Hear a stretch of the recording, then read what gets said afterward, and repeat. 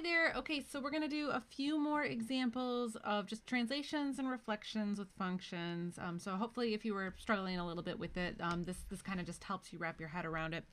Okay, so what I'm going to do is I'm going to graph these three functions. So let's just get right into it. Okay, so for this first one, so the thing I think that's really key for graphing with translations and reflections and all that is you've got to be able to read the equation and interpret what it's telling you to do.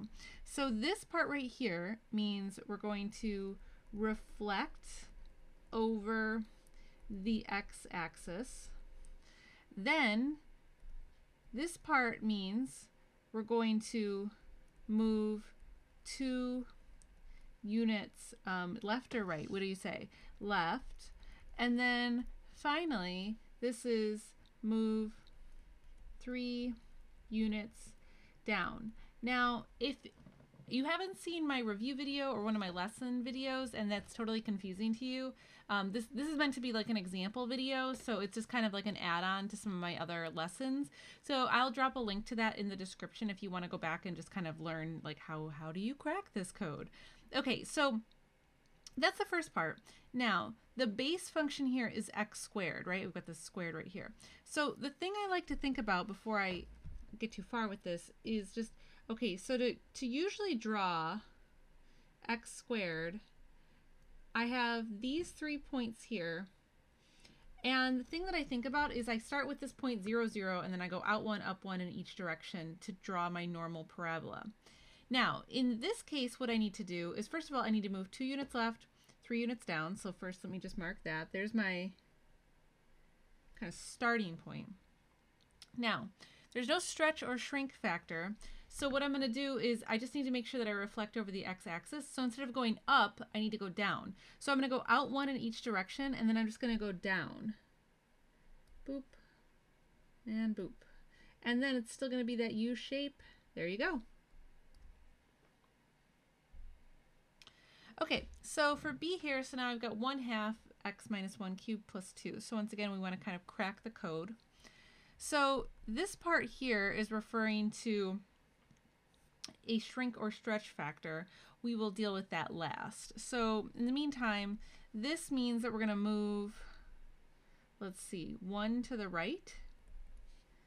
And this means we're going to move 2 down. Now to think through, how is this going to impact things? So it really impacts like the stretch factor or the shrink factor on the y coordinates. So the base function here is x cubed, right? There's this cubed right here. So if I just think about like how that function works. So normally I would have these 3 points and then I'd have like this little curve shape, right? And instead, now with this shrink factor, what I'm going to do is instead of going out 1 and up 1 and then out 1 and down 1. So instead of going each direction 1, as far as the y coordinate goes, I'm just going to go up 1/2. So I'm going to come up to here and to here. And then the 0 point stays the same, or well, it's going to move, right? But now I can see kind of how these should kind of play out. So instead of going out 1, up 1 in each direction, or out 1, down 1, now I'm going to go out 1, up 1/2, down 1/2. Okay, so first we'll take that 0, 0 point. So I need to move it 1 right, 2 down. So 1 right, 2 down. There we go. Next, now I'm going to go out 1 and 1 in this direction, and then up 1/2, and then out 1 and down 1/2. So see how I kind of approximated that. It's not an exact science, but now I can see that like wider. Ideally wider. It's kind of hard when it's a hand-drawn graph, but it's a kind of a wider function, I guess. Okay, so now I've got the whole shebang here. So I've got -1/3 square root of x plus 1 plus 1. Now, if you're watching this because, you know, you were struggling with this, I recommend that you just try it. The worst that happens is you get it wrong. There's no problem with that. And hit play when you're ready. Remember, math is not a spectator sport. Okay, so this first part means we're going to reflect over the x-axis. We're going to move 1 left we're going to move 1 up, and then I got to figure out what to do with this 1/3.